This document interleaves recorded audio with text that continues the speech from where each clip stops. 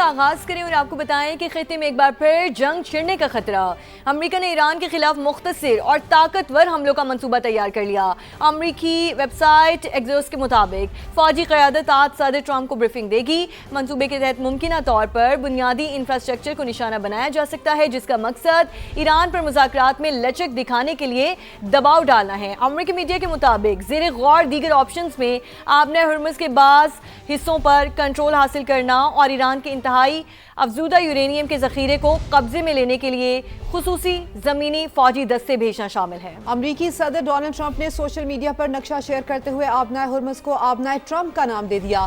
ناکہ بندی کا فیصلہ تہران پر دباؤ کے لیے مؤثر اقدام قرار۔ ایرانی وزیر خارجہ عباس اراغچی کا ٹرمپ کے سوشل میڈیا پیغام پر رد عمل، کہا آبنائے ہرمز کو کسی اور کے نام سے پکارنا ایک سنگین غلطی ہے۔ خلیج فارس کا مستقبل امریکہ کے بغیر روشن ہوگا۔ ہزاروں میل دور بیٹھ کر فساد برپا کرنے والے غیر ملکیوں کی جگہ خلیج فارس کے پانیوں کی تہ کے سوا کچھ نہیں۔ ایرانی سپریم لیڈر کا نیا بیان، کہا جوہری اور میزائل پروگرام کی قومی اثاثوں کی طرح حفاظت کریں گے۔ انہیں ختم کرنے کی امریکی خواہش کبھی پوری نہیں ہوگی۔ ترجمان رہبر اعلیٰ نے امریکہ کی جانب سے اگلے 2-3 دن میں دوبارہ جنگ شروع کرنے کا خدشہ ظاہر کر دیا۔ خلیج فارس کا روشن مستقبل امریکہ سے پاک ہوگا۔ ہزاروں میل دور بیٹھ کر لالچ کی بنیاد پر فساد پھیلایا جا رہا ہے۔ فسادی غیر ملکیوں کی جگہ خلیج فارس کی تہ میں ہے۔ ایرانی سپریم لیڈر کا امریکہ کو دو ٹوک پیغام، امریکہ کو خطے میں عدم استحکام کی بڑی وجہ قرار دے دیا۔ خامنئی نے جوہری اور میزائل پروگرام کو قومی اثاثہ قرار دیا، کہا ایران کا ایٹمی اور میزائل پروگرام ختم کرنے کی امریکی خواہش کبھی پوری نہیں ہوگی۔ ایرانی سپریم لیڈر نے کہا امریکہ نیا محاذ کھول رہا ہے، دشمن کی ہر سازش ناکام ہوگی۔ خطے میں موجود امریکی اڈے خود اپنی حفاظت کرنے کے قابل نہیں۔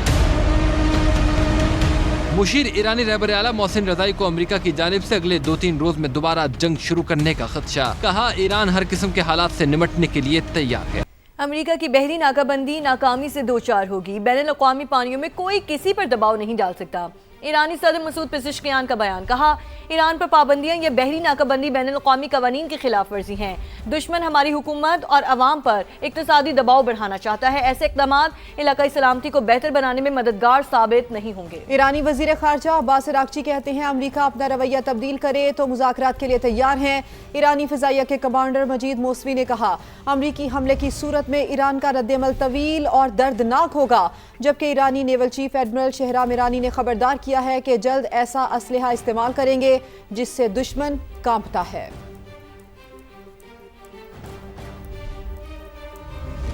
امریکہ اور ایران کے ساتھ سفارتی رابطے مسلسل برقرار ہیں۔ امن و سلامتی کے لیے مخلصانہ کوششیں جاری رکھیں گے، پاکستان کا اعلان۔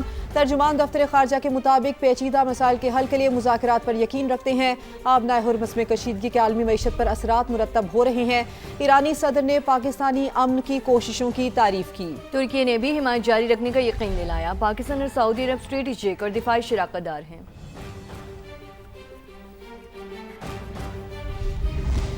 امریکی طیارہ بردار جہاز جیرلڈ فورڈ جلد مشرق وسطی سے نکل جائے گا۔ امریکی اخبار واشنگٹن پوسٹ کا انکشاف، رپورٹ کے مطابق بحری بیڑا مرمت کے لیے لے جایا جا رہا ہے۔ یہ بحری بیڑا 10 ماہ سے مشرق وسطی میں تعینات تھا۔ بحری بیڑے کے جانے کے بعد ایران کے خلاف جنگ کے لیے امریکہ کی فائر پاور کم ہو گئی۔ اس سے پہلے ایران نے دعویٰ کیا تھا کہ اس نے امریکی بحری بیڑے USS ابراہم لنکن پر حملہ کیا ہے۔ امریکہ نے اس کی تردید کی تھی، تاہم ابراہم لنکن عالمی ریڈار سے غائب ہے۔ اب یہ بتائیں کہ لبنان میں اسرائیل کی دہشت گردی جاری ہے۔ جنوبی لبنان میں صہیونی فوج کے فضائی حملوں میں 14 شہری شہید ہو گئے۔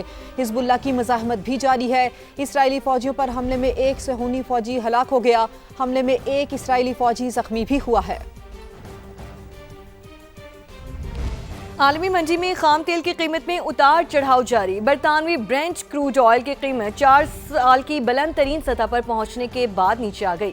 برطانوی کروڈ آئل $114 فی بیرل پر آ گیا۔ امریکی کروڈ بھی $104 فی بیرل پر ٹریڈ ہو رہا ہے۔ ایرانی اسپیکر باقر کالیباف کی امریکہ پر تنقید، کہا امریکی ناکہ بندی کی پالیسی ناکام ہو چکی، خبردار کیا کہ تیل کی قیمت $140 تک جا سکتی ہے۔ امریکی ناکہ بندی کا مقصد ایران میں داخلی تقسیم پیدا کرنا ہے۔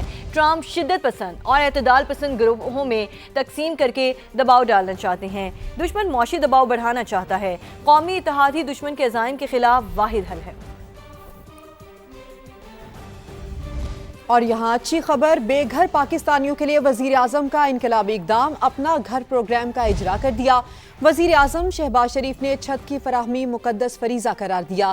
کہا قرض کی رقم سے 10 مرلے تک کا گھر خریدا جا سکے گا۔ یہ گھر 5 مرلے کا بھی ہو سکتا ہے اور 7 مرلے کا بھی۔ 24 کروڑ پاکستانیوں میں سے بڑی تعداد اپنی چھت سے محروم ہے۔ یہ پروگرام کسی خاص علاقے کے لیے نہیں بلکہ پورے ملک کے لیے ہے۔ اگلے 4 سال میں 5 لاکھ گھروں کا ہدف مقرر کیا۔ تعمیراتی شعبے سے معیشت کا پہیہ چلتا ہے۔ پروگرام کے لیے لیڈنگ رول ادا کرنے والے بینکس کو ایوارڈز دیے جائیں گے۔ وزیر اعظم اپنا گھر پروگرام کی افتتاحی تقریب میں شہباز شریف نے کامیاب امیدواروں میں چیکس بھی تقسیم کیے۔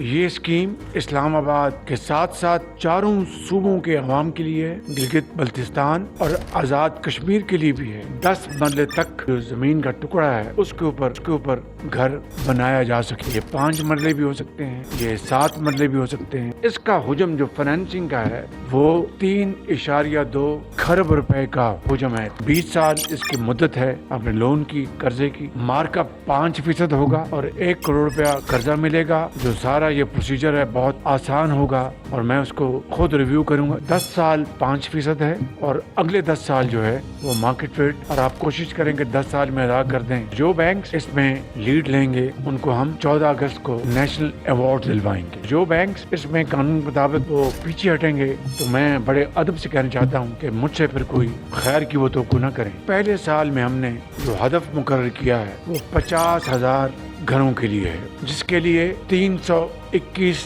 ارب روپے کی فائنینسنگ مختص کی گئی ہے۔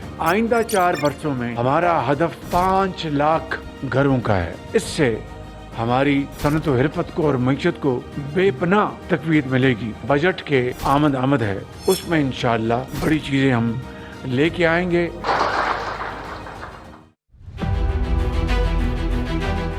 وزیراعظم کا انقلابی پروگرام، اپنے گھر کا خواب شرمندہ تعبیر۔ وزیراعظم شہباز شریف نے وزیراعظم اپنا گھر پروگرام کا اجرا کر دیا۔ گھر کی خریداری کے لیے 20 سال کے لیے 1 کروڑ روپے تک قرض دیا جائے گا۔ قرض لینے کے لیے درخواست آن لائن دینا ہوگی جس کی منظوری جلد دی جائے گی۔ قرض کی رقم سے 10 مرلے تک کا گھر خریدا جا سکے گا۔ پہلے سال 50,000 گھروں کا ہدف مقرر کیا گیا۔ آئندہ 4 برسوں میں ہدف 5 لاکھ گھروں کا ہوگا۔ پروگرام کا اطلاق اسلام آباد، چاروں صوبوں گلگت بلتستان اور آزاد کشمیر میں ہوگا، جس کے لیے 321 ارب روپے مختص کیے گئے ہیں۔ 90% فائنانسنگ حکومتی اسکیم کے تحت اور 10% انفرادی طور پر کرنا ہوگی۔ قرض حاصل کرنے کے لیے کوئی فیس یا پیمنٹ سے قبل ادائیگی کرنا شرط نہیں ہوگی۔ اسلامک اور کمرشل بینک، مائکرو فائنانس یا ہاؤس بلڈنگ فائنانس کمپنی سے قرض ملے گا۔ 25 لاکھ، 50 لاکھ، 75 لاکھ یا پھر 1 کروڑ روپے تک قرض حاصل کیا جا سکے گا۔ پہلے 10 سال میں 5% فکس مارک اپ ہوگا، اگلے 10 سال نارمل مارک اپ ہوگا۔ 25 لاکھ قرض لینے والوں کو ماہانہ 16,499 روپے قسط ادا کرنا ہوگی۔ 50 لاکھ روپے قرض لینے والے افراد 32,997 روپے ماہانہ قسط ادا کریں گے۔ 75 لاکھ قرض لینے والوں کی ماہانہ قسط 49,497 روپے بنے گی اور 1 کروڑ کے قرض پر 65,996 روپے ماہانہ قسط ادا کرنا ہوگی۔ قرض لینے کے لیے شناختی کارڈ ہولڈرز کا پہلے سے مقروض نہ ہونا لازم قرار دیا گیا ہے۔ ایسوسی ایشن of builders and developers Pakistan کا وزیر اعظم اپنا گھر پروگرام کا خیر مقدم۔ آباد کے چیئرمین حسن بخشی نے حکومت کا صحیح وقت پر صحیح اقدام قرار دے دیا۔ کہتے ہیں اپنا گھر پروگرام سے ملک میں معاشی سرگرمیاں تیز ہوں گی، روزگار میں اضافہ ہوگا اور ہاؤسنگ کا شعبہ ترقی کرے گا۔ وزیر اعظم پاکستان نے اناؤنسمنٹ کیا ہے ان لوگوں کے لیے خصوصاً جن کے پاس آج تک پاکستان میں اپنا گھر نہیں ہے، جن کو آسان سبسڈائز ریٹ پہ قرض فراہم کیا جائے گا۔ یہ بہت مثبت اقدام ہے گورنمنٹ آف پاکستان کا۔ اس سے نہ تو صرف اکنامک ایکٹیویٹی بڑھے گی، امپلائمنٹ بڑھے گی، بلکہ ہمارے نوجوانوں کی ویلتھ کریشن ہوگی اور ہاؤسنگ سٹاک بھی بڑھے گا۔ دنیا میں جو ترقی یافتہ ملک ہیں وہاں پر بھی 5% پہ لون دیا جاتا ہے مکان لینے کے لیے۔ یہ ایک احسن اقدام ہے اور ہم گورنمنٹ آف پاکستان کا، ایسوسی ایشن of builders and developers of Pakistan شکریہ ادا کرتی ہے۔ वज़ीर आज़म अपना घर प्रोग्राम का इजरा 10 मरले तक के घर के लिए 1 करोड़ रुपए तक के कर्ज पर आवाम खुश, कहा अब अपने घर के मालिक बन सकेंगे, किराए की जगह कर्ज की किस्तें देना आसान है। बेघर अफराद का ख्याल करने पर वज़ीर आज़म के मशकूर हैं।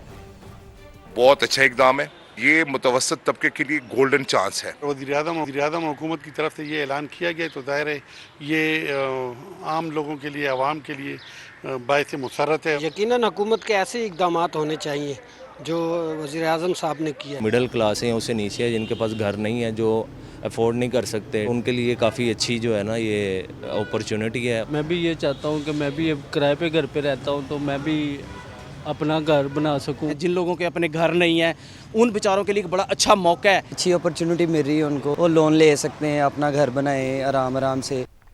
वज़ीर आज़म शहबाज शरीफ ने हालिया सूरत हाल के पेश नज़र मुआशी तौर पर कमज़ोर तबके को रिलीफ की फराहमी का तसलसल कायम रखने का फैसला कर लिया। मोटरसाइकिल सवारों, पब्लिक और गुड्स ट्रांसपोर्ट के लिए गुज़श्ता माह दी जाने वाली सब्सिडी में 1 माह की तौसीह दी जाएगी। वज़ीर आज़म ने सफरी और माल बरदार गाड़ियों के किरायों में इजाफा रोकने की हिदायत कर दी। कहा अवामी रिलीफ के इक़दाम की मौसर निगरानी यकीनी बनाई जाए ताकि उसके समरात मुस्तहिक अफराद तक पहुँच सकें। वफाकी हुकूमत ने सूबाई हुकूमतों के ताउन से मुश्किल हालात में आम आदमी के लिए अरबों रुपए का कौमी रिलीफ पैकेज फराहम किया।